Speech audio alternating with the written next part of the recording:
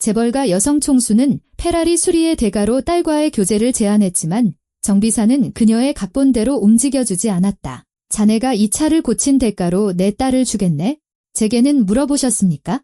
수십억 원을 호가하는 최신형 자동차가 빛나는 전시장. 30명의 엔지니어가 꺼져버린 엔진 앞에서 속수무책이다. 신차 발표회는 실패 직전이고 자동차 제국 총수의 명성은 바람 앞에 등불이다. 바로 그때 초대받지도 않은 한 남자가 차로 다가온다. 기름때 묻은 손, 차분한 눈빛을 한 지하 기계실의 정비사. 그는 단 몇 분 만에 엔진에 시동을 걸지만 이 기적의 대가는 기이하고 굴욕적이다. 회사 대표는 모든 사람 앞에서 자신의 딸을 트로피나 상품처럼 그에게 주겠다고 약속한다. 그러나 그는 거절한다. 엔진은 감감무소식이었다. 딸깍거리는 소리도, 덜컹하는 움직임도, 익숙한 저음의 포효도 없었다. 정적에 휩싸인 전시장에 울리는 건 마른 릴레이 스위치 소리뿐이었고 그 소리는 마치 뺨을 때리는 소리처럼 날카로웠다. 쇼룸은 너무나 조용해서 먼 구석에서 누군가 어색하게 헛기침하는 소리마저 들릴 정도였다. 불과 몇 분 전만 해도 이곳은 음악 소리로 떠들썩했고 사회자는 마이크를 휘두르며 분위기를 띄웠고 방송사 카메라는 모든 움직임을 쫓고 있었다. 하지만 이제 마이크는 내려졌고 음악은 멎었다. 오히려 스포트라이트가 너무 밝게 느껴졌다. 그 빛은 성공이 아닌 실패를 비추고 있었다. 붉은 스포츠카는 마치 박물관 전시품처럼 단상 위에 서 있었다. 먼지 한 톨 없이 광을 낸 차체, 비닐이 씌워진 밝은색 가죽 시트, 옆에 놓인 명판은 믿을 수 없는 출력과 단 몇 초 만에 돌파하는 가속력, 그리고 이탈리아 디자인과 한국의 기술력의 조화를 약속하고 있었다. 모든 것이 완벽해 보였다. 단 한 가지, 차가 죽어있다는 점만 빼면. 다시 한번 해보세요. 박선주 회장이 차갑게 말했다. 회사 로고가 박힌 유니폼 셔츠를 입은 기술자가 순순히 시동 버튼을 눌렀다. 차 뒤에 거대한 스크린에는 계기판이 실시간으로 중계되고 있었지만 결과는 똑같았다. 딸깍 소리, 그리고 이어지는 무력한 침묵. 박선주는 맨 앞줄에 앉지 않고 서 있었다. 짙은 색바지 정장을 입은 큰 키, 꼿꼿한 허리, 그리고 재계 뉴스에서나 볼 법한 무표정한 얼굴. 그녀는 자동차 업계의 철의 여인으로 불렸다. 전화 한 통으로 계약을 성사시키기도 무너뜨리기도 했다. 평범한 사람이라면 어지러워질 액수를 투자해 서울의 심장부인 강남에 이 쇼룸을 열었다. 그리고 지금 투자자, 기자, 파트너들 앞에서 그녀의 가장 중요한 무기가 카메라 플래시 아래에서 침묵하고 있었다. 소프트웨어 모듈 충돌인가 태블릿을 들고 모여있던 엔지니어 중 한 명이 속삭였다. 아니면 보안 장치 오류일지도. 보안 장치는 벌써 2번이나 교체했어요. 다른 사람이 작은 목소리로 대꾸했다. 진단 시스템에는 아무것도 안 잡힙니다. 회장님, 기술 담당 이사가 벽처럼 하얗게 질린 얼굴로 그녀에게 다가왔다. 사소한 프로그램 충돌입니다. 금방 해결하겠습니다. 몇 분만 주십시오. 몇 분. 그녀는 그에게 고개조차 돌리지 않았다. 차는 10분 전에 출발했어야 해요. 언론이 기다리고 고객들이 기다리고 있어요. 당신 사람들 정신 차리라고 하세요. 그는 물러나 기술자들에게 무언가 다급하게 속삭였다. 그들은 붉은 차체 주위에서 분주하게 움직였다. 케이블을 연결하고 태블릿 키보드를 두드렸다. 스크린에는 코드줄과 그래프, 도표가 번쩍였다. 초대된 사람들에게는 복잡하지만 통제된 과정처럼 보였을 것이다. 하지만 박선주에게는 길어지는 수치였다. 그녀는 돈, 인맥, 냉혹한 결정으로 문제를 해결하는 데 익숙했다. 대출이 승인되지 않으면 은행을 바꾸고 공급업체가 납기를 어기면 계약을 파기하고 다른 업체를 찾았다. 능력이 없는 직원은 미련 없이 해고했다. 모든 것이 그녀의 통제하에 있었다. 하지만 지금 학위와 자격증을 가진 30명의 전문가가 엔진 하나를 깨우지 못하고 있었다. 음악 꺼요. 그녀가 매니저 중 한 명에게 명령했다. 사회자 마이크도 끄고 조용히 있게 해요. 사회자는 순순히 물러나 마이크를 등 뒤로 숨겼다. 장내에 수군거림이 퍼졌다. 쇼룸 입구 쪽에서 개찰구가 작동하는 소리가 났다. 회색 점퍼 차림에 검은색 공구 가방을 든 남자가 안으로 들어왔다. 그는 잠시 멈춰 서서 벌어지는 광경을 살피더니 자기가 올 곳이 아니라는 것을 깨달았지만 이미 물러설 수는 없었다. 뒤쪽으로 다른 손님들이 밀려들고 있었다. 실례합니다. 그는 가방을 옆구리에 끼며 중얼거렸다. 엘리베이터 때문에 왔는데요. 호출을 받아서 외부인은 출입 금지입니다. 경호원이 짜증스럽게 쏘아붙였지만 그는 이미 스포트라이트의 원 안으로 들어와 있었다. 남자는 정장과 드레스 차림의 사람들 사이에서 어색해 보였다. 그의 점퍼에는 기름 자국이 보였고 청바지는 낡았으며 신발은 닳아 있었다. 하지만 그는 허둥대지 않고 똑바로 서 있었다. 서류보다는 손으로 일하는 데 익숙한 사람 특유의 가벼운 피로감이 엿보이는 차분하고 세심한 눈빛이었다. 누구죠? 박선주 옆에 서 있던 홍보팀의 최 실장이 나직이 물었다. 아마 건물관리 회사 소속 정비사 같습니다. 엘리베이터나 환기시설을 고치는 직원 중 한 명이 대답했다. 잘 됐네요. 최 실장이 얼굴을 찌푸렸다. 오픈 행사에 딱 어울리는 손님이네. 차 주위의 엔지니어들은 점점 더 큰 소리로 언쟁을 벌였다. 기술 이사의 얼굴에는 땀이 송골송골 맺혔다. 회장님, 그가 다시 다가왔다. 시간을 조금만 더 주십시오. 제어 시스템을 재부팅해야 합니다. 이탈리아 본사와 원격으로 연결해야 할지도 모릅니다. 우리는 지금 세계 채널로 생중계 중이에요. 박선주가 차분하게 말했다. 나에게 조금만 더 하는 시간은 없어요. 선택지만 있을 뿐. 차가 지금 움직이거나 아니면 내일 당신 팀 전체가 바뀌거나. 그는 침을 삼키고 고개를 끄덕이며 물러섰다. 그 사이 회색 점퍼의 남자는 사람들 가장자리에 멈춰 서서 고개를 들었다. 그의 시선은 붉은 자동차, 얼어붙은 엔지니어들, 그리고 거창한 모델명이 적힌 명판에 머물렀다. 그의 얼굴에는 감탄도, 경악도 아닌 호기심이 어려 있었다. 어이, 경호원이 그의 팔꿈치를 건드렸다. 여긴 들어오시면 안 됩니다. 출구 쪽으로 돌아가세요. 잠시만요. 남자는 차에서 눈을 떼지 않고 조용히 말했다. 박선주는 이 광경을 곁눈질로 보았다. 그녀의 짜증이 대상을 찾은 듯했다. 잠깐, 그녀가 손짓으로 경호원을 멈추며 말했다. 이리 오게 해요. 경호원은 놀란 듯 눈을 깜빡였지만 물러섰다. 남자는 누구에게도 부딪히지 않으려 애쓰며 어색하게 앞으로 나아왔다. 이름이 뭐죠? 그가 1미터 앞까지 다가오자 박선주가 물었다. 김민준입니다. 그가 대답했다. 이 건물에서 엘리베이터를 수리합니다. 지하에서 호출을 받아서 왔는데 엘리베이터는 기다릴 수 있어요. 그녀가 말을 잘랐다. 김민준 씨, 차에 대해 좀 아나요? 그는 어깨를 으쓱했다. 10대 때부터 정비소에서 아르바이트를 했습니다. 주로 오래된 국산차나 포터 같은 트럭들이요. 이런 차는. 그는 붉은 차체를 향해 고개를 까딱했다. 영화에서나 봤습니다. 최 실장이 피식 웃었다.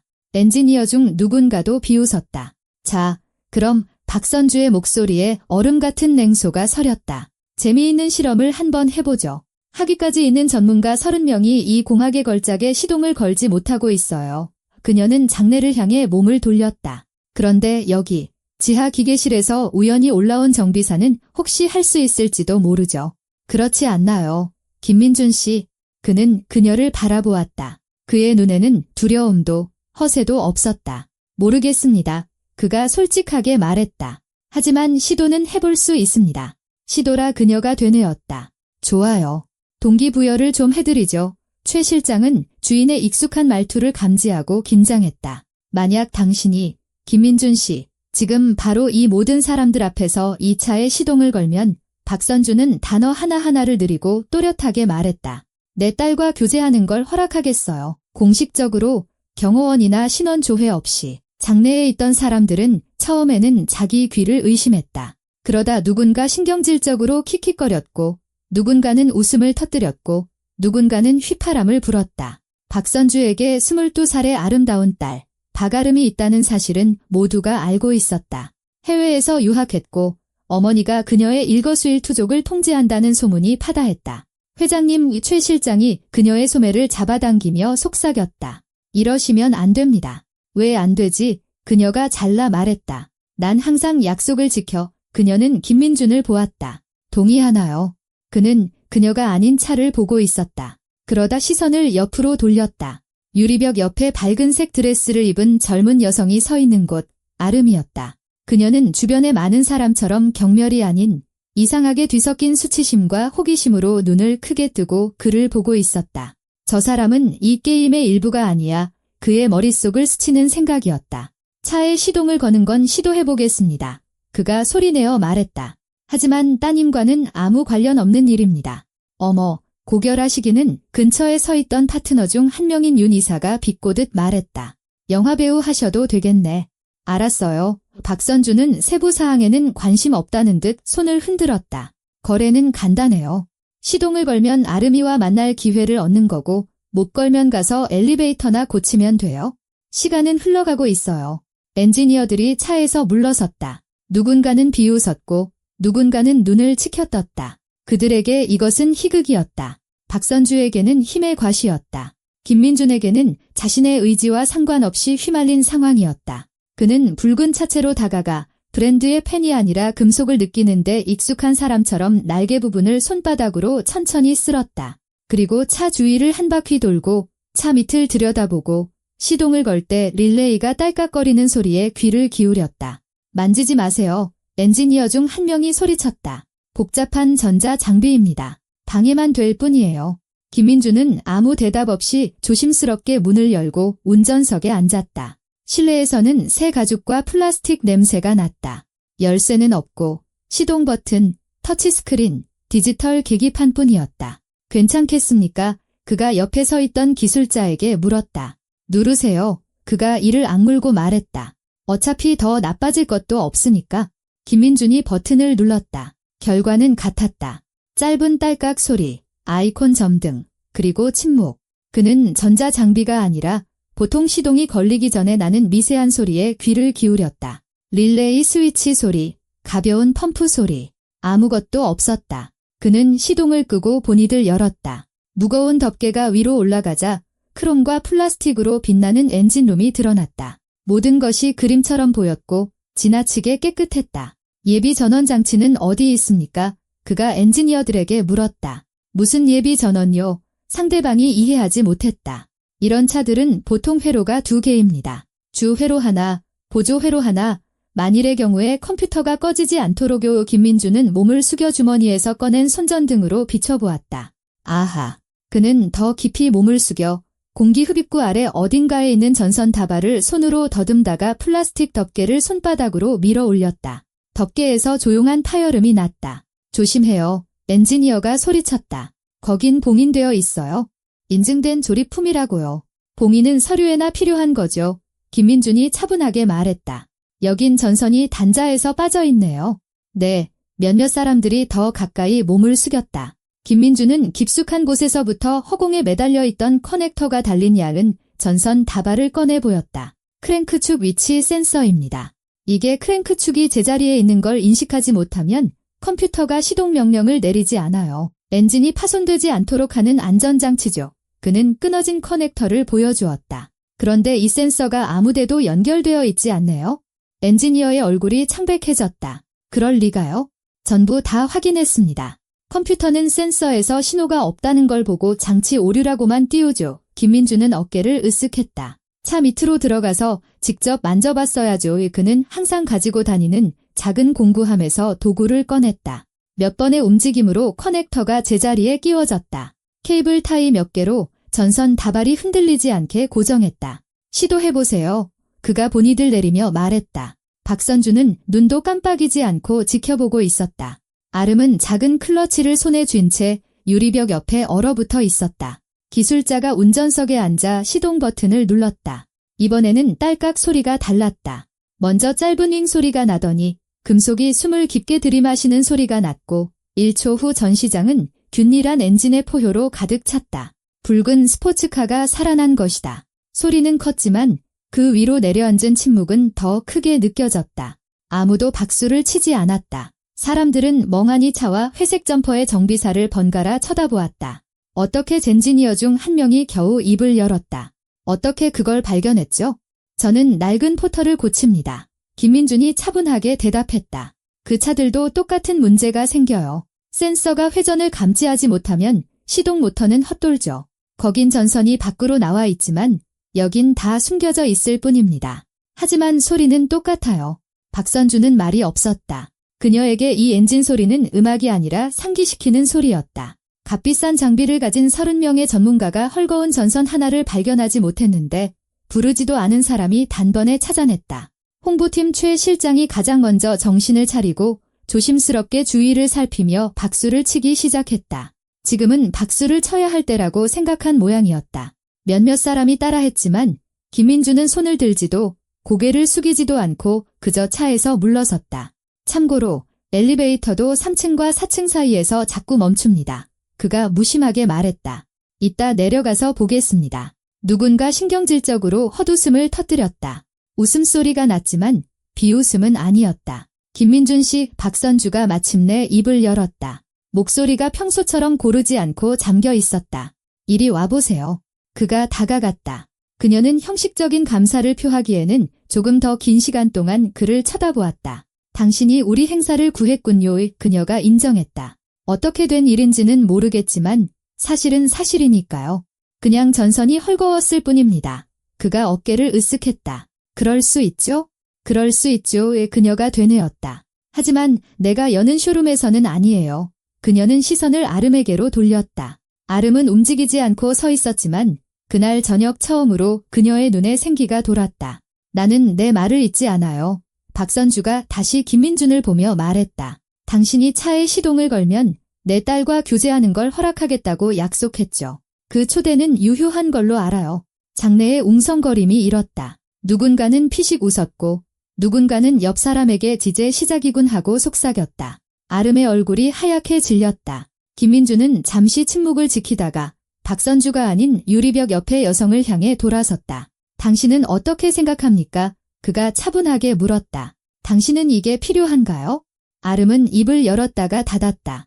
그러고는 몸을 고추세웠다. 저는 가구가 아니에요. 그녀가 조용히 말했지만 모두가 들었다. 그리고 잘 켠 엔진에 대한 상품도 아니고요. 박선주는 마치 한 대 맞은 것처럼 움찔했다. 김민주는 고개를 끄덕였다. 그렇다면 박선주 회장님, 우리 사이에 합의할 건 아무것도 없습니다. 그가 침착하게 말했다. 저는 제 일을 했고 그 다음은 저분이 스스로 선택할 문제입니다. 그는 몸을 돌려 공구 가방을 챙겨 출구로 향했다. 경호원은 본능적으로 물러서며 길을 터주었다. 붉은 스포츠카의 엔진은 단상 위에서 계속해서 고르게 울리고 있었다. 카메라는 다시 작동하기 시작했다. 사회자는 필사적으로 사람들의 관심을 프로그램으로 되돌리려 애썼지만 사람들의 머릿속에는 새로운 모델의 광고 문구가 아니라 정비사의 마지막 말이 맴돌았다. 그녀는 상품이 아니야. 아름은 클러치를 가슴에 꼭 껴안은 채 서 있었다. 태어나서 처음으로 누군가가 자기 어머니가 무서워서가 아니라 자신을 한 명의 인간으로 보았기 때문에 자신에게 다가올 기회를 거절했다는 것을 느꼈다. 박선주는 그의 뒷모습을 보며 깨달았다. 방금 누군가가 그녀의 게임 규칙을 따르지 않았고 그것은 시동이 걸리지 않는 어떤 엔진보다도 강력했다. 김민주는 정말로 멈추는 엘리베이터를 지나 비상계단으로 지하로 내려갔다. 지하에서는 기계유, 콘크리트, 오래된 페인트 냄새가 났다. 위층 사람들과 달리 그는 이런 익숙한 냄새에 얼굴을 찌푸리지 않았다. 이곳은 그의 세계였다. 배전반, 환기 덕트, 주름관 속의 전선들, 그리고 누군가가 언젠가 양심껏 만들었기에 아직도 버티고 있는 녹슨 파이프들. 그는 기술실의 철문을 열고 불을 켰다. 희미한 전구가 작업대, 벽에 걸린 낡은 달력, 식어버린 차가 담긴 보온병, 그리고 거의 바로 진동하기 시작한 휴대전화를 비췄다.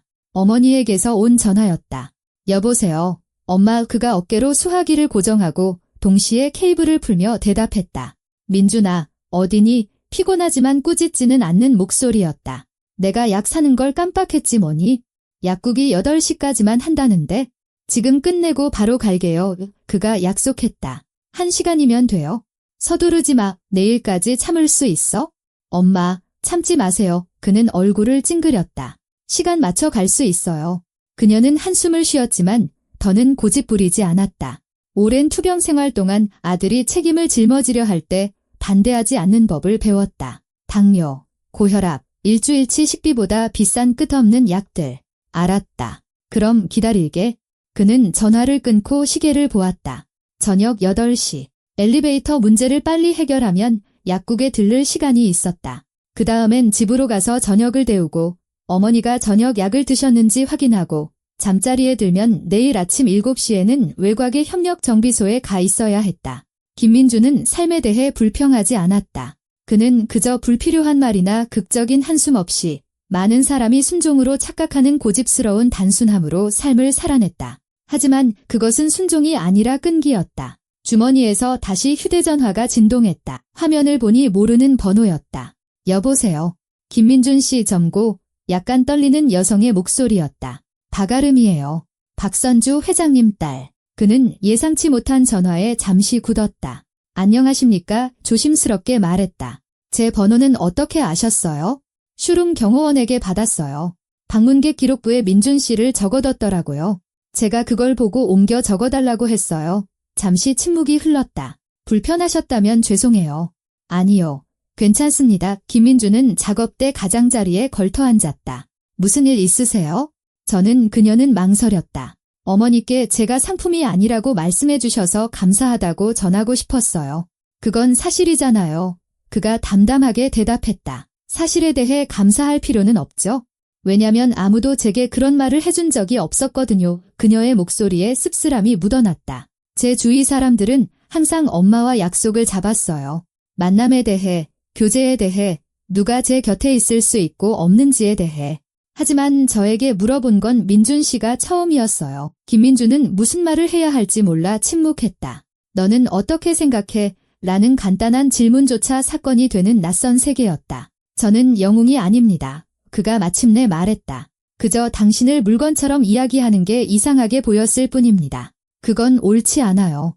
엄마에겐 그게 정상이에요. 아름이 한숨을 쉬었다. 평생 사업만 해오셨으니까요. 모든 게 거래고 계약이고 이익이죠. 저도 그렇게 키우셨고요. 너는 우리 가문을 대표하니 그에 맞게 행동해라. 심지어 제가 가고 싶었던 대학이 아니라 엄마가 선택한 곳에 갔어요. 어디 가고 싶었는데요? 미술이요. 디자인이나 건축. 하지만 엄마는 그건 직업이 아니라 취미라고 하셨죠. 그녀가 짧게 웃었다. 절 런던에 있는 경제학과로 보내셨어요. 졸업하고 돌아와서 엄마 회사에서 일하고 있어요. 직함은 개발 담당 부사장이지만 실제로는 회의에 따라가서 고개나 끄덕이는 게 다예요. 그림은요. 잠시 침묵이 흘렀다. 가끔요. 아무도 안 보는 밤에. 김민준은 가슴에 이상한 무게감을 느꼈다. 하고 싶은 일이 아니라 해야 할 일을 한다는 게 어떤 기분인지 그는 알았다. 하지만 그에게는 선택권이 있었다. 정비사로 남거나 공부를 계속하거나. 그는 어머니의 치료비가 필요했기에 남기로 선택했다. 아름에게는 선택권 자체가 없었다. 그녀의 삶은 이미 정해져 있었다. 왜 제게 이런 이야기를 하세요? 그가 조심스럽게 물었다. 모르겠어요. 아름이 잠시 침묵했다. 아마 엄마에게 다니오라고 말하고 떠나는 걸 두려워하지 않은 유일한 사람이어서 그런가 봐요. 보통 사람들은 엄마에게서 떠나는 걸 두려워하거든요. 기회를 잃을까 봐. 무슨 기회요? 알지도 못하는 사람과 교제할 기회. 김민준이 피식 웃었다. 그건 기회가 아니에요. 두 사람 모두에게 무례한 거죠. 아름은 전화가 끊긴 게 아닐까 싶을 정도로 오랫동안 말이 없었다. 다음에 또 전화해도 될까요? 그녀가 마침내 물었다. 그냥 이야기하고 싶어서요. 엄마 얘기도, 차 얘기도 말고요. 그냥 저한테 아무것도 기대하지 않는 누군가가 있었으면 해서요. 김민주는 생각에 잠겼다. 이성은 경고했다. 박선주 회장의 딸과 엮이는 건 좋은 생각이 아니야. 그는 그녀가 통제와 권력의 프리즘을 통해 세상을 내려다보는 것을 보았다. 하지만 그는 또한 그 쇼룸에서 차가운 상속녀가 아닌 자신이 상품이 아니라는 말을 처음 듣고 당황하던 한 여자를 보았다. 좋아요. 그가 말했다. 전화해요. 고마워요. 민준 씨, 그녀는 전화를 끊었다. 그는 휴대전화를 내려놓고 지하실 벽을 바라보며 쓴웃음을 지었다. 오늘 아침만 해도 평범한 하루가 될 거라고 생각했다. 엘리베이터, 배선, 손에 묻은 기름. 그런데 지금은 밤에 몰래 그림을 그리고 어머니에게 자니오라고 말하지 못하는 재벌가 딸에 대해 생각하고 있었다. 같은 시각, 도시의 다른 한편에서 박선주 회장은 비즈니스 센터 23층 자신의 집무실에 앉아 있었다. 창밖으로 서울의 불빛이 지평선까지 펼쳐져 있었다. 책상 위에는 서류, 그래프 같은 태블릿, 식어버린 커피잔이 놓여 있었다. 그녀는 일하고 있지 않았다. 창밖을 보며 뒤도 돌아보지 않고 떠난 정비사에 대해 생각했다. 그가 어떻게 자신의 제안을 거절했는지, 그의 말이 끝난 후 아름이 자신을 감사함이 아닌 실망과 비슷한 눈빛으로 쳐다보았는지, 박선주는 이기는데 익숙했다. 그녀의 세계에 의심의 여지는 없었다. 원하는 것을 쟁취하거나 아니면 약자가 되거나. 그녀는 20년간 제국을 건설했다. 처음에는 변두리의 작은 자동차 대리점, 그 다음은 두 번째, 세 번째, 전국적인 네트워크. 파산한 경쟁자들은 무자비하게 인수했고 약한 파트너는 밀어냈으며 겁먹은 투자자들은 해고했다. 이것이 그녀의 세계였고 그 안에서는 그녀의 규칙이 통했다. 하지만 오늘 누군가가 그 규칙을 받아들이지 않고 떠나버렸다. 책상 위 전화가 울렸다. 화면을 보니 홍보팀 최 실장이었다. 네, 회장님, SNS 반응을 정리했습니다. 오 목소리가 흥분되어 있었다. 폭발적입니다. 시스템에 맞선 정비사, 평범한 시민이 신차 발표회를 구하다 델리트에 맞선 노동자 영웅. 조회수가 벌써 200만입니다. 그래서 내가 이걸로 뭘 하길 바라는 건가? 활용해야죠. 최 실장은 열정을 숨기지 않았다. 이걸 스토리로 만들 수 있습니다. 다음 행사에 그를 초대해서 우리가 하기뿐만 아니라 장인 정신을 소중히 여긴다는 걸 보여주는 거죠. 이미지에 큰 도움이 될 겁니다. 그는 동의하지 않을 거야. 박선주가 차갑게 말했다. 왜요? 모두가 동의하는데요? 그는 모두와 다르니까. 최 실장은 무슨 말을 해야 할지 몰라 침묵했다. 그만둬. 박선주가 명령했다. 내가 알아서 결정하겠어? 그녀는 전화를 끊고 의자 등받이에 기댔다. 창밖의 도시는 수백만 개의 불빛으로 살아 숨쉬고 있었다. 저 불빛 중 어딘가에 김민준이 있을 터였다. 엘리베이터를 고치고 집으로 가고 어머니를 돌보고 조작이 끼어들 여지없는 자신만의 정직하고 단순한 삶을 살고 있을 것이다. 박선주는 부러움을 느끼는데 익숙하지 않았지만 지금 수년 만에 처음으로 이런 생각을 하는 자신을 발견했다. 통제 없이 끊임없는 게임 없이 사는 건 어떤 기분일까? 그녀는 자리에서 일어나 창가로 다가갔다.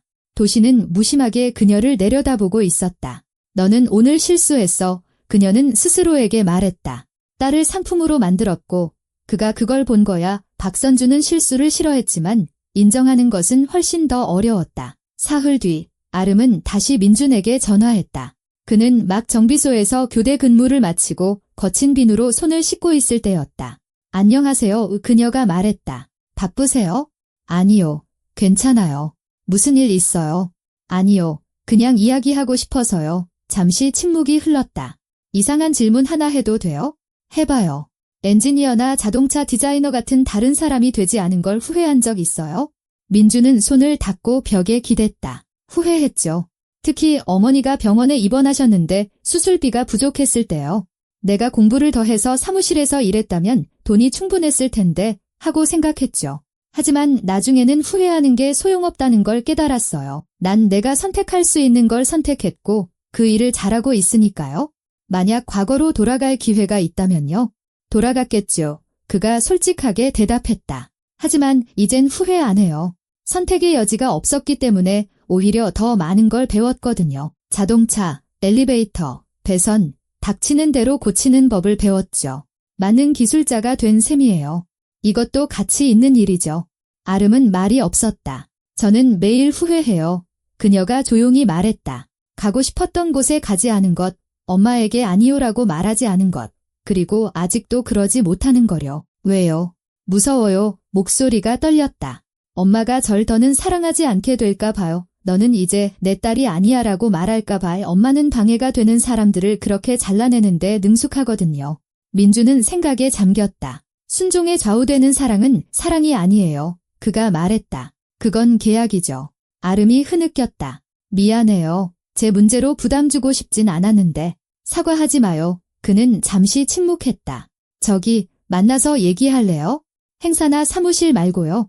그냥 커피라도 한잔하면서. 그녀는 얼어붙었다. 진심이에요. 진심이에요. 당신은 그냥 당신을 평가하지 않을 누군가와 이야기할 필요가 있어 보여요. 하지만 엄마가 아실 텐데요. 그래서요. 민준이 웃었다. 이미 저랑 만나도 된다고 허락하셨잖아요. 아니면 그분의 말은 아무 가치가 없는 건가요? 아름은 대화 중 처음으로 웃음을 터뜨렸다. 민준 씨 말이 맞네요. 좋아요.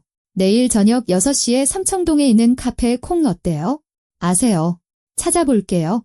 그럼 내일 봐요. 민준 씨. 내일 봐요. 아름 씨. 그녀는 전화를 끊었고 민준은 방금 자신의 이성이 경고했던 일을 저질렀다는 것을 깨달았다. 전화 한 통으로 자신의 삶을 지옥으로 만들 수 있는 어머니를 둔 여자와 엮여버린 것이다. 하지만 그녀의 목소리에 담긴 조용한 희망에 그는 거절할 수 없었다. 어디로 흘러가는지 한번 보자 그는 생각했다. 카페 콩은 낮은 천장과 낡은 나무 테이블, 그리고 문턱을 넘자마자 코를 찌르는 갓볶은 원두 향이 나는 작은 공간이었다. 민주는 5분 일찍 도착해 창가에 앉아 블랙 아메리카노를 주문했다. 여직원은 피곤한 듯 그에게 미소 지었다. 교대 근무가 길었던 모양이다. 아름은 정확히 6시에 나타났다. 늦지도 일찍 오지도 않았다. 밝은 색 재킷에 청바지, 풀어헤친 머리, 최소한의 화장. 자동차 제국 총수의 딸이 아니라 일과 후에 커피 한잔하러 온 평범한 아가씨처럼 보였다. 안녕하세요. 그녀가 맞은편에 앉으며 말했다. 안녕하세요. 민준이 고개를 끄덕였다. 뭘 마실래요? 설탕 안 넣은 카푸치노요. 그는 직원을 불러 주문했다. 몇 초간 그들은 서로를 평가하는 것이 아니라 조심스러운 호기심으로 바라보며 침묵했다. 응해주셔서 고마워요. 아름이 먼저 입을 열었다. 이상하다는 거 알아요. 우린 거의 초면인데 제가 벌써 전화해서 인생 한탄이나 하고. 한탄한 거 아니에요. 민준이 그녀의 말을 막았다. 그냥 솔직하게 말한 거죠. 그건 다른 거예요. 그녀가 희미하게 미소 지었다. 엄마는 정직함이 사치라고 생각하세요? 비즈니스에서는 유연해야 하고 적응할 줄 알아야 하고 약점을 보여선 안 된다고요. 아름 씨는 어떻게 생각하는데요? 모르겠어요. 아름은 커피가 나오자 잔을 두 손으로 감쌌다. 저는 엄마의 세계에서 자랐어요. 그곳에선 모두가 그렇게 살아요. 회의에서는 모두가 미소를 짓고 악수를 하고 칭찬을 하죠. 그러고는 뒤돌아서서 어떻게 파트너를 속일지, 계약을 가로챌지, 이익을 짜낼지 의논해요. 유학 가기 전까지는 그게 정상이라고 생각했어요. 뭐가 바뀌었는데요? 이해관계 때문에 친구가 되는 게 아니라 그냥 이유 없이 도와주고 나 슬퍼 또는 나 모르겠어라고 말해도 비난받지 않는 사람들을 봤어요. 그녀는 창밖을 보았다. 그리고 여기 돌아오니 다시 모든 게 규칙대로였어요. 회의, 보고, 미소. 그리고 저는 다른 방식으로는 살 줄 모른다는 걸 깨달았죠. 민주는 조용히 듣고 있었다. 돈, 지위, 기회 등 모든 것을 가진 사람이 자신이 어머니 수술비가 부족했을 때 느꼈던 것과 똑같은 갇힌 기분을 느낀다는 것이 이상했다. 있잖아요. 그가 말했다. 저도 선택의 여지가 없다고 느껴질 때가 있었어요. 어머니가 아프셨을 때 학업을 포기하고 일하러 가야 했죠. 18살이었어요. 저는 설계자가 되어 차를 디자인하는 게 꿈이었는데 그걸 고치는 사람이 됐죠. 오랫동안 화가 났어요. 하지만 나중에는 깨달았어요. 선택은 있었다고요. 떠나거나 어머니를 버리거나 나 자신만 생각할 수도 있었지만 그러지 않았죠. 그것도 선택이에요. 후회 안 해요. 그렇게 된 건 후회하지만 결정에 대해서는 후회 안 해요. 그는 어깨를 으쓱했다. 어머니가 혼자 저를 키우셨어요. 아버지는 제가 5살 때 떠나셨고요. 어머니는 제가 공부하고 잘 먹고 잘 입을 수 있도록 2가지 일을 하셨어요. 몸이 안 좋아지셨을 때 제가 어머니를 버릴 수는 없었죠. 그건 옳지 않은 일이었으니까요. 아름은 천천히 고개를 끄덕였다. 우리 엄마도 혼자 저를 키우셨어요. 하지만 다른 방식으로요. 엄마는 사업을 일으키셨고 저는 항상 그 프로젝트의 일부였죠. 너는 가문을 대표한다. 너는 최고가 되어야 한다. 약한 모습을 보여서는 안 된다. 저는 제 가치가 얼마나 역할을 잘 해내느냐에 달려있다는 느낌 속에서 자랐어요. 민주는 그녀를 유심히 바라보았다. 진짜 아름 씨는 어떤 사람인데요? 그녀는 컵을 입술에 댄 채 멈췄다. 모르겠어요. 정말로요. 평생 연기만 하다 보면 어디서 역할이 끝나고 진짜 내가 시작되는지 잊어버리게 돼요? 그들은 침묵했다. 창밖에는 비가 내리고 있었다. 드문드문 행인들이 우산 아래에서 걸음을 재촉했다. 카페는 조용한 대화 소리, 식기 부딪히는 소리, 커피 머신 소리로 채워졌다. 이 소박한 장소에서 아름은 오랫동안 처음으로 단어 하나하나를 저울질하지 않고 말할 수 있다고 느꼈다. 민준 씨, 그녀가 조용히 말했다. 개인적인 질문 하나 해도 될까요? 네. 왜 엄마의 제안을 거절했어요? 그게 문을 열어주고 인맥, 기회, 돈으로 이어진다는 걸 알았을 텐데요. 왜 그냥 떠났어요?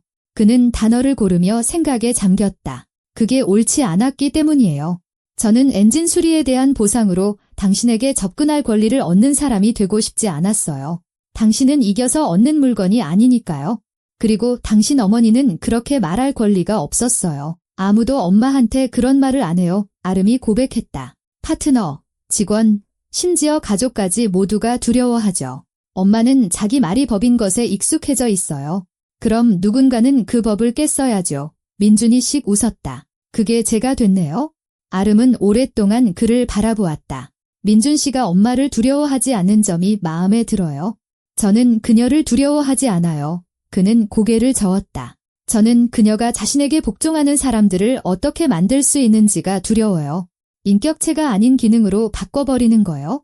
그녀는 마치 그의 말에 맞은 것처럼 움찔했다. 미안해요. 그가 재빨리 덧붙였다. 상처 주려던 건 아니었어요. 상처받지 않았어요. 아름이 손으로 얼굴을 쓸었다. 민준 씨 말이 맞아요. 저도 오랫동안 제 자신이 기능이라고 느껴왔어요. 회사 총수의 딸, 개발 담당 부사장. 하지만 박아름은 아니었죠. 박아름은 누구인데요? 그녀가 슬프게 미소 지었다. 낡은 골목길 그리는 걸 좋아하고 밤에는 재즈를 듣고 파노라마 창문이 있는 거대한 사무실이 아니라 작은 디자인 스튜디오에서 일하고 싶어 하는 여자요. 그녀는 말을 멈췄다. 하지만 그 아름이는 아무도 몰라요. 가끔은 저 자신도 잊어버리니까요. 민주는 테이블 너머로 손을 뻗어 그녀의 손가락을 건드렸다. 그럼 다시 알아가요. 그가 말했다. 안녕하세요. 저는 김민준입니다. 자동차, 엘리베이터, 그리고 고장나는 모든 것을 고칩니다. 어머니와 함께 살고 오래된 한국 영화를 좋아하고 이익을 위해 거짓말하는 사람을 제일 싫어해요. 아름은 짧지만 진심으로 웃었다. 안녕하세요. 저는 아름이에요. 골목을 그리고 재즈를 듣고 평생에 한 번이라도 엄마에게 진실을 말하는 꿈을 꿔요. 무슨 진실이요? 엄마처럼 되고 싶지 않다고, 나 자신으로 살고 싶다고요. 민주는 그녀의 손을 꼭 쥐었다. 그럼 말해요. 무서워요. 알아요. 하지만 행동하기 전까지 두려움은 사라지지 않아요. 그들은 몇 분 동안 그렇게 손을 잡고 앉아 있었다. 둘 다 이것이 더는 우연한 만남이 아니라는 것을 깨달았다. 그들 사이에 조심스럽고 연약하지만 진실한 무언가가 시작되고 있었다. 다음 날 박선주는 김민준을 호출했다. 전화도 문자도 아니었다. 기사를 보내 메모를 전달했다. 사무실로 급히 오시오. 김민준은 교대 근무 후 저녁에 도착해 23층으로 올라갔다. 노골적인 호기심으로 그를 쳐다보는 비서들을 지나쳤다. 박선주는 거대한 책상 뒤 파노라마 창문을 등지고 앉아 있었다. 그녀 등 뒤의 도시는 마치 무대 장치 같았다. 앉아요. 그녀가 인사 없이 말했다. 민주는 앉아서 조용히 기다렸다. 내 딸과 만났더군. 박선주가 단정적으로 말했다. 네. 누가 허락했지? 회장님께서요.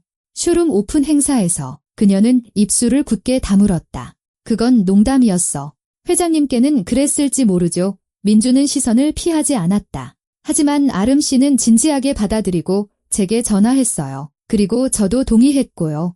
네. 박선주는 자리에서 일어나 창가로 다가가 등 뒤로 팔짱을 꼈다. 그녀에게서 뭘 원하지?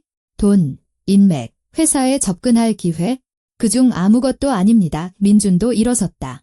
저는 그녀가 프로젝트가 아니라 사람이라고 느끼길 바랍니다. 박선주가 획 돌아섰다. 자넨 내 딸을 몰라? 그래서 알고 싶습니다. 그녀가 원한다면요. 그녀는 자기가 뭘 원하는지 몰라. 박선주가 잘라 말했다. 22살이야. 보호된 세계에서 자랐어. 경험도 현실에 대한 이해도 없어. 자네는 의도치 않게 그녀에게 상처를 줄 수 있어. 회장님은 상처 안 주십니까? 민준이 차분하게 물었다. 그녀에게 자신이 아니라 올바른 사람이 되어야 한다고 말할 때마다요. 무거운 침묵이 흘렀다. 박선주는 그를 표정으로 쳐다봐서 그는 지금 당장 문 밖으로 쫓아내라고 명령하겠구나라고 생각했다. 하지만 그녀는 움직이지 않았다. 당돌하군. 그녀가 마침내 말했다. 건방지기까지 해. 저는 정직한 겁니다. 김민준이 어깨를 으쓱했다. 회장님께서 직접 전문가를 높이 산다고 하셨죠. 저는 제 분야의 전문가이고 무언가 고장났을 때 알아봅니다. 회장님은 차에만 문제가 있는 게 아닙니다. 박선주는 천천히 책상으로 돌아와 앉았다. 뭘 원하지? 아름 씨에게 선택권을 주세요. 해결책을 강요하지 말고 일거수일투족을 통제하지 말고 그냥 살게 해주세요. 그녀는 준비가 안 됐어. 어떻게 아십니까? 한 번이라도 물어보신 적 있습니까? 박선주는 말이 없었다. 처음으로 민주는 그녀의 눈에서 의심과 비슷한 것을 보았다. 새로운 프로토타입 테스트에 자네를 부르겠어. 그녀가 갑자기 말했다. 일주일 뒤에 비공개 행사가 있어? 파트너와 전문가들만 참석해. 왜요? 자네가 최고의 모습을 보여줬으니까? 그게 우연인지 아닌지 확인하고 싶어. 그녀는 그의 눈을 똑바로 쳐다보았다. 정말로 실력자라면 다시 한번 증명해봐. 그렇지 않다면 아름이는 잊어. 민주는 이것이 그의 기술이 아니라 그의 의도를 시험하는 것임을 깨달았다. 박선주는 그가 자신의 세계, 자신의 규칙, 자신의 압박을 견뎌낼 수 있는지 보고 싶어 했다. 좋습니다. 그가 동의했다. 가겠습니다. 박선주는 고개를 끄덕였다. 그럼 그때 보지. 김민준 씨. 그는 집무실을 나와 여전히 가끔 멈추는 엘리베이터를 타고 내려오면서 생각했다. 너는 방금 그녀의 판에서 놀기로 동의한 거야? 내가 무슨 짓을 하는지 알고 있기를 바란다. 하지만 되돌아가기에는 너무 늦었다. 그는 이미 아름에게 자신을 찾도록 돕겠다고 약속했고 그러기 위해 그녀 어머니의 세계를 통과해야 한다면 기꺼이 그럴 생각이었다. 테스트는 도시 외곽의 비공개 주행 시험장에서 열렸다. 콘크리트 광장, 장비가 가득한 경납고 고무와 휘발유 냄새. 초대된 사람은 20명 남짓이었다. 엔지니어, 협력사 대표, 전문지 기자 몇 명 모두 비즈니스 정장에 태블릿과 카메라를 들고 있었다. 작업복 점퍼 차림의 민주는 그들 사이에서 유독 튀었다. 박선주는 주 경납고 앞에 서서 값비싼 코트를 입은 남자와 대화하고 있었다. 보아하니 거물 투자자인 듯 했다. 아름은 그 옆에 딱딱한 정장 차림으로 서류를 손에 들고 있었다. 그녀는 민준을 발견하고 어머니가 보지 않도록 조심스럽게 살짝 고개를 끄덕였다. 여러분의 박선주가 손을 들어 주목을 끌었다. 오늘 우리는 새로운 크로스오버 프로토타입을 테스트합니다. 하이브리드 시스템, 자율주행, 어댑티브 서스펜션. 엔지니어들이 모든 검사를 마쳤지만 저는 차가 실제 조건에서 어떤 성능을 보이는지 보고 싶습니다. 그래서 일련의 테스트를 진행하겠습니다. 가속, 제동, 젖은 노면에서의 핸들링이 그녀는 모인 사람들을 둘러보다가 민준에게 시선을 멈췄다. 그리고 독립적인 전문가에게 신뢰성 평가를 부탁할 겁니다. 김민준 씨, 준비됐나요? 모두가 그를 향해 돌아섰다. 누군가는 호기심으로, 누군가는 잘 숨기지 못한 회의적인 시선으로. 준비됐습니다. 그가 짧게 대답했다. 차가 경납고에서 굴러나왔다. 공격적인 라인, 육중한 바퀴, 그리고 우주선 조종석처럼 보이는 계기판을 갖춘 은색 크로스오버였다. 쇼룸 오픈식에서 얼굴을 붉혔던 바로 그 수석 엔지니어가 출력, 토크, 변속기 특성에 대해 간략하게 브리핑했다. 민주는 반쯤 귀담아 들었다. 그는 차를 기술 사양의 집합이 아니라 약점을 찾는 데 익숙한 정비사의 눈으로 보고 있었다. 한국 도로에는 너무 낮은 차고 추운 날씨에 오작동할 수 있는 복잡한 전자장비, 첫 번째 포트홀만 만나도 거금을 들여 교체해야 할 비싼 서스펜션 부품들. 첫 번째 테스트는 가속이었다. 테스트 드라이버가 운전석에 앉아 페달을 끝까지 밟았다. 차는 앞으로 튀어나갔고 타이어는 비명을 질렀다. 모두가 기록하고 고개를 끄덕이고 의견을 교환했다. 민주는 말이 없었다. 두 번째 테스트는 젖은 노면에서의 제동이었다. 광장에는 호스로 물이 뿌려졌다. 차는 다시 가속했다가 급제동했다. ABS는 완벽하게 작동했고 차는 똑바로 멈췄다. 박수가 터져나왔다. 김민준 씨, 의견은? 박선주가 물었다. 그는 가까이 다가가 앞바퀴 옆에 쭈그려 앉아 휘라치 안쪽을 들여다보았다. 브레이크는 좋습니다. 그가 말했다. 하지만 서스펜션이 너무 딱딱해요. 평탄한 아스팔트에서는 장점이지만 우리 도로에서는 문제가 될 겁니다. 첫 번째 구덩이만 만나도 컨트롤암에 균열이 가기 시작할 거예요. 수석 엔지니어가 얼굴을 찌푸렸다. 서스펜션은 유럽 표준에 맞춰 설계됐습니다. 그럼 한국에는 안 맞는다는 뜻이네요. 민준이 차분하게 대답했다. 여기서 팔고 싶으면 현지화해야 합니다. 박선주는 수첩에 무언가를 적었다. 투자자는 미간을 찌푸렸다. 세 번째 테스트는 자율주행이었다. 차는 표시된 경로를 따라 장애물을 피하며 스스로 주행해야 했다. 운전자가 시스템을 켜고 핸들에서 손을 뗐다. 차는 부드럽고 자신감 있게 움직였다. 모두가 숨을 죽이고 지켜보았다. 경로 중간쯤에서 차가 갑자기 왼쪽으로 급격히 꺾이며 콘을 거의 칠 뻔했다. 시스템에서 경고음이 울렸고 운전자가 조종권을 잡았다. 무슨 일이죠? 박선주가 앞으로 나섰다. 센서가 그림자에 반응했습니다. 엔지니어가 태블릿을 보며 보고했다. 시스템이 그림자를 장애물로 인식한 겁니다. 버그인가요? 아니요. 캘리브레이션의 특성입니다. 햇볕 아래에서는 완벽하게 작동하지만 조도가 변할 때는 오작동할 가능성이 있습니다.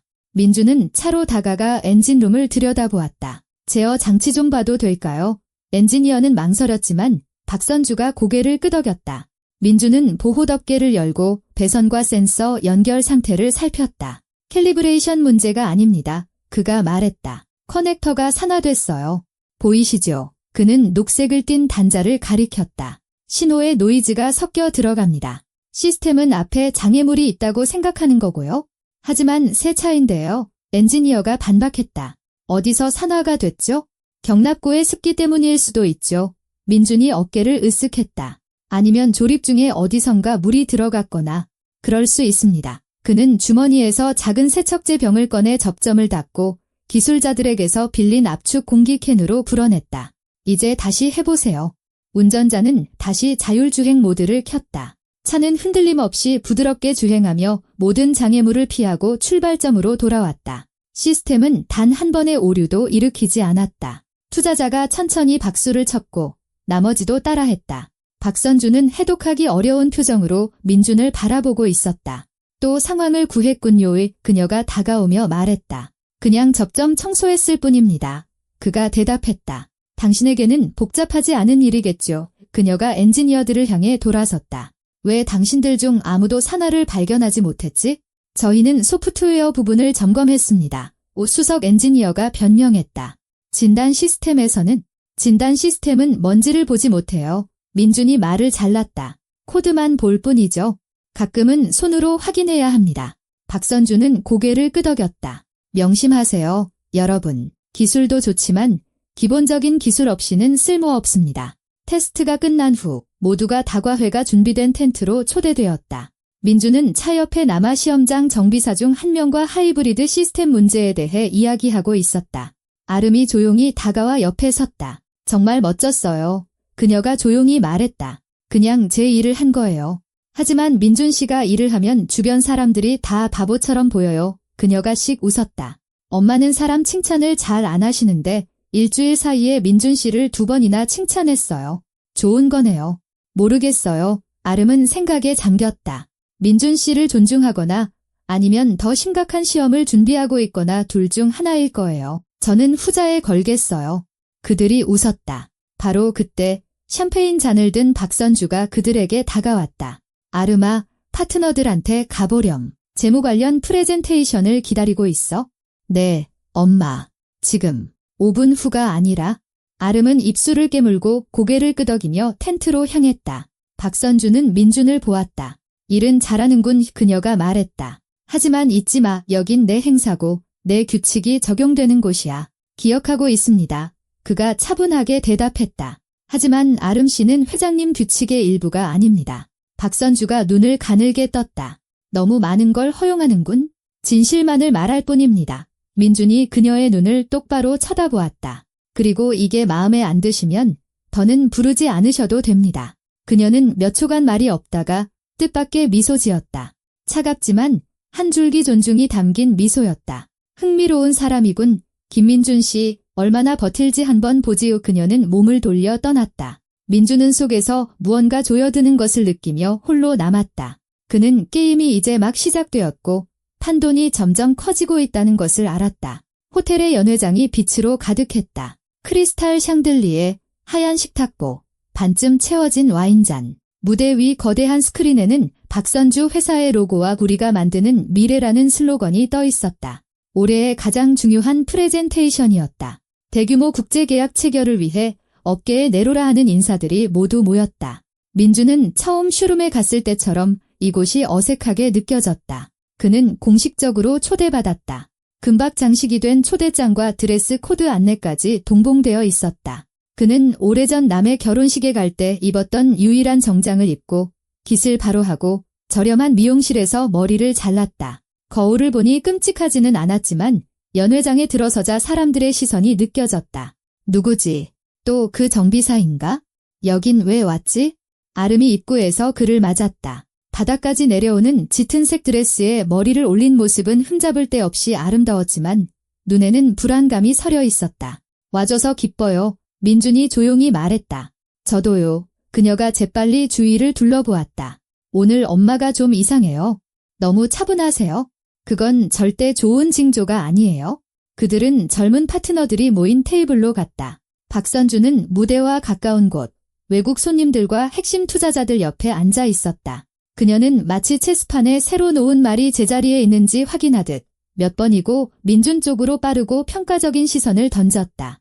웨이터들이 메인 요리를 내놓자 장내의 조명이 살짝 어두워졌다. 박선주가 무대에 올랐다. 박수 소리가 멎었다. 그녀는 주목받는데 익숙한 사람처럼 자신감 있게 서 있었다. 친애하는 동료, 친구, 파트너 여러분, 그녀가 입을 열었다. 오늘은 우리 회사의 중요한 날입니다. 우리는 우리를 새로운 차원으로 이끌 계약을 체결합니다. 하지만 저는 숫자 이야기부터 시작하고 싶지 않습니다. 그녀는 잠시 말을 멈췄다. 장내가 더 조용해졌다. 몇 주 전 우리 쇼룸에서 재앙이 될 뻔한 일이 있었습니다. 차에 시동이 걸리지 않았고 엔지니어들은 당황했죠. 그때 우리 직원 명단에도 없고 거창한 직함도 없는 한 남자가 나타났습니다. 그는 그저 정직하고 차분하고 전문적으로 자신의 일을 했습니다. 그녀는 객석을 향해 돌아섰다. 김민준 씨, 일어나 주시죠. 모든 고개가 돌아갔다. 민준은 목구멍으로 어색함이 차오르는 것을 느끼며 일어섰다. 박수가 절로 터져나왔다. 누군가는 진심으로, 누군가는 관성적으로 박수를 쳤다. 아름은 그에게 지지하는 따뜻한 미소를 보냈다. 이분은 박선주가 말을 이었다. 우리 모두에게 기술 뒤에는 항상 사람이 있다는 것, 어떤 시스템도 경험과 양심을 대체할 수 없다는 것을 상기시켜 주었습니다. 그 사건 이후로도 그는 2번이나 우리의 테스트를 구했습니다. 그녀는 민준을 보았다. 그리고 저는 우리 회사가 이런 사람들을 소중히 여긴다는 것을 여러분이 알아주셨으면 합니다. 민준은 이걸로 끝이라고 생각하고 앉으려 했지만 박선주가 손을 들었다. 그리고 한 가지 더, 그때 쇼룸에서 저는 실수를 했습니다. 장내에 가벼운 웅성거림이 일었다. 그녀에게서 실수를 인정하는 말은 예상 밖이었다. 흥분한 나머지 긴장을 풀려고 언론이 물고 늘어진 말을 했습니다. 저는 김민준 씨가 차에 시동을 걸면 내 딸과 교제하는 것을 허락하겠다고 말했습니다. 그것은 그에게도 제 딸 아름이에게도 부적절한 행동이었습니다. 아름이 움찔했다. 민준은 그녀의 손가락이 냅킨 위에서 굳어지는 것을 느꼈다. 오늘 여러분 모두 앞에서 저는 이 문제를 매듭 짓고 싶습니다. 박선주가 말을 이었다. 김민준 씨, 당신은 진정으로 존경받을 자격이 있습니다. 하지만 내 딸은 상품도 계약에 딸린 보너스도 아닙니다. 누구와 함께할지는 그녀 스스로 결정합니다. 그녀는 마치 수십억짜리 거래보다 이 말이 더 힘든 것처럼 잠시 머뭇거렸다. 그녀의 선택을 존중합니다. 그게 어떤 선택이든 가네요. 장내에 기묘한 침묵이 흘렀다. 사람들은 서로를 쳐다보았고 누군가는 비뚤어진 미소를 지었고 누군가는 찬성의 의미로 고개를 끄덕였다. 대부분에게 이것은 그저 효과적인 연설이었지만 세 사람에게는 전환점이었다. 박선주는 시선을 아름에게로 옮겼다. 내가 김민준 씨와 계속 만나고 싶다면 그건 내 합의가 아니라 너의 선택이 될 거야. 그녀는 딸에게 가볍게 고개를 끄덕였다. 나는 더 이상 너를 두고 거래하지 않아? 민준은 앉아있을 수 없어 일어섰다. 박선주 회장님, 그가 그들의 테이블뿐만 아니라 다른 사람들도 들을 수 있을 만큼 충분히 큰 소리로 말했다. 저도 한마디 해도 되겠습니까? 모두가 다시 돌아보았다. 그에게는 마이크가 없었지만 정적 속에서 그의 목소리는 또렷하게 울렸다. 그때 쇼룸에서 저는 분명히 차에 시동을 걸었습니다. 하지만 제가 깨달은 가장 중요한 것은 기술에 관한 것이 아니었습니다. 저는 회장님께서 얼마나 쉽게 사람들을 물건처럼 다루시는지, 어떻게 딸을 거래 조건으로 만드시는지를 보았습니다. 그는 객석으로 시선을 옮겼다. 저는 다른 세계에서 자랐습니다. 그곳에서는 잘못된 대학이나 사업을 선택해서가 아니라 치료비가 없어서 사람들을 잃었습니다. 그래서 저는 곁에 있는 한 사람 한 사람의 가치를 압니다. 누군가 헛기침을 하며 농담을 하려다 멈칫했다. 저는 경영자로서 회장님은 존중합니다. 민준이 말을 이었다. 강한 분이시죠. 큰 회사를 일구셨고요. 하지만 그때는 틀리셨고 오늘 그것을 인정하셨습니다. 그는 고개를 끄덕였다. 그 점 때문에 저는 회장님은 더욱 존경합니다. 박선주는 끼어들지 않고 듣고 있었다. 그녀에게는 이례적인 일이었다. 하지만 지금 여기 계신 모든 분이 아셨으면 합니다. 민주는 파트너, 투자자, 그리고 이미 서민영웅에 대해 속삭이고 있던 사람들에게 시선을 옮겼다. 저는 이익을 위해 여기에 온 것이 아닙니다. 여러분의 세계에 접근하기 위해 온 것도, 그리고 아름 씨에 대한 권리를 위해 온 것은 더더욱 아닙니다. 그는 그녀에게로 돌아섰다. 왜냐하면 그녀는 상이 아니라 사람이기 때문입니다. 그리고 그녀가 저 같은 사람이 필요한지 아닌지는 그녀 스스로 결정할 겁니다. 아름이 그의 옆에 섰다. 그녀의 눈에는 눈물이 글썽였지만 목소리는 단호했다. 저는 이미 결정했어요. 그녀가 말했다. 저는 누구와 커피를 마실지, 누구와 밤에 통화할지, 누구에게 제 그림을 보여줄지를 스스로 선택하고 싶어요. 그리고 네, 엄마오. 그녀는 박선주를 보았다. 저는 민준 씨와 계속 만나고 싶어요. 엄마가 허락해서가 아니라 이건 제 선택이니까요. 장내에서 웅성거림이 터져나왔다. 누군가 박수를 치기 시작했다. 처음에는 머뭇거리듯, 그 다음에는 자신감 있게. 그것은 열광적인 환호가 아니라 불편한 진실에 담긴 용기에 대한 인정이었다. 박선주는 딸을 바라보았다. 그녀의 눈에는 자부심, 고통, 두려움, 그리고 아마도 안도감일지 모를 또 다른 무언가가 뒤섞여 있었다. 그렇다면 그녀가 조용히 말했지만 마이크는 모든 단어를 잡아냈다. 나는 평생 처음으로 내 선택에 방해하지 않겠다. 그녀는 마이크를 내렸다. 박수 소리가 커졌다. 누군가 모범을 보이듯 일어섰다. 하지만 민주는 승리감을 느끼지 못했다. 그는 아름의 어깨에서 보이지 않는 짐이 벗겨지는 것을 느꼈다. 공식적인 행사가 끝나고 음악이 속삭임을 잠재웠을 때 박선주는 수행원도 가면도 없이 그들에게 다가왔다. 오늘 크게 모험했군. 김민준 씨. 그녀가 말했다. 나한테 그렇게 말한 사람은 아무도 없었어. 다시는 그럴 필요가 없다면 저도 좋습니다. 그가 대답했다. 하지만 필요했던 일입니다. 그녀는 고개를 끄덕였다. 아마 자네 말이 맞을 거야. 박선주는 시선을 아름에게로 옮겼다. 나는 수년간 회사를 키우면서 아이를 돌본다는 것이 미래를 보장해주는 것이라고 생각했어. 알고 보니 현재를 잊고 있었더구니. 그녀는 숨을 내쉬었다. 내가 당장 다른 사람이 되겠다고 약속하진 못하겠지만 노력은 해보마. 아름이 한 걸음 다가갔다. 오랫동안 처음으로 형식적인 뺨 키스 없이 스스로 어머니를 안았다. 노력해줘, 엄마. 그것만으로도 충분해. 민주는 그들에게 공간을 남겨주기 위해 옆으로 비켜섰다. 그는 창가로 다가가 밤의 도시를 바라보았다. 이 이야기에서 자신의 역할은 거의 끝났을지도 모른다고 생각했다. 그는 그들의 세계로 이사가서 상류층의 일원이 될 생각이 없었다. 그에게는 작은 정비소, 아픈 어머니, 약값 청구서라는 자신만의 삶이 있었다. 하지만 그는 때로는 그녀는 상품이 아니야 라고 말하는 단 한 사람이 다른 사람의 마음을 둘러싼 갑옷에 균열을 내기에 충분하다는 것을 알았다. 아름은 나중에 연 회장이 평소의 웅성거림으로 시끄러워졌을 때 그에게 다가왔다. 갈 거예요. 그녀가 물었다. 오늘요? 네. 그가 미소 지었다. 여긴 저한테 넥타이가 너무 많네요. 그럼 내일은요?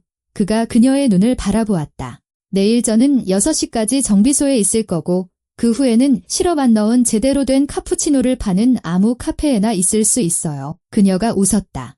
약속했어요. 그들은 팡파르 없이 함께 연회장을 나섰다. 거리는 쌀쌀했고 호텔의 불빛은 뒤에 남았다. 도시는 제 갈 길을 가고 있었다. 택시, 드문드문 보이는 행인들, 24시간 가게의 쇼윈도. 있잖아요. 아름이 말했다. 오늘 고쳐진 건 차만이 아니에요. 저만이 아니기도 하고요. 또 누구요? 그가 물었다. 엄마요. 조금은요. 아주 오랜만에요. 민준이 고개를 끄덕였다. 가끔은 헐거운 전선 하나만 조여주면 돼요. 그가 말했다. 나머지는 저절로 작동하기 시작하죠. 그들은 거리를 걸었다. 영웅과 공주도 정비사와 상속녀도 아닌 거래 없이 상품 없이 영원한 보장 없이 오직 선택할 수 있다는 중요한 권리 하나만을 가지고 스스로가 되기를 허락한 두 사람이었다.